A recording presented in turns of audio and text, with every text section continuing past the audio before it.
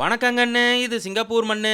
குடிச்சு போட்ட பாட்டில் எடுத்து எடைக்கு போட்டானா, எடைக்கு போட்ட காசை வச்சு திரும்ப குடிச்சானாங்கிற கதையா? இன்னைக்கு இதே சோறா, குழம்பா, ரசமா, பீரா, சாரி மோரா அப்படிங்கிற வார்த்தைய மாமியா வாயிலிருந்து கேட்டு கேட்டு அடுப்படியில கால் எடுத்து வைக்கிற ஆசையே போயிருச்சு மனசை விட்டு. ஆக்கிறத பூரா அம்மாளும் மகனும் வட்ட நிறைய போட்டு வாயில முழுங்கிட்டு, எங்க அப்பாவுக்கு பிடிக்கல, எங்க ஆட்டுக்குட்டிக்கு பிடிக்கல அப்படின்னு ராகமா பாடுவாங்க உருட்டு. சரி விடுங்க மணி, இன்னைக்கு ராத்திரி அவர் வரட்டு. இந்த கருவேப்பிலை பூண்டு சாதத்தை ஆக்கி கொடுத்தீங்கன்னா டேஸ்ட் சும்மா மிரட்டு. உண்டதுக்கு அப்புறம் உங்களை விட்டு எடுத்து வைக்க மாட்டாரு ஒரு எட்டு. அப்புறம் என்ன, காத்தால விடிஞ்சது உங்களுக்கு கன்ஃபார்ம் காஞ்சி பட்டு.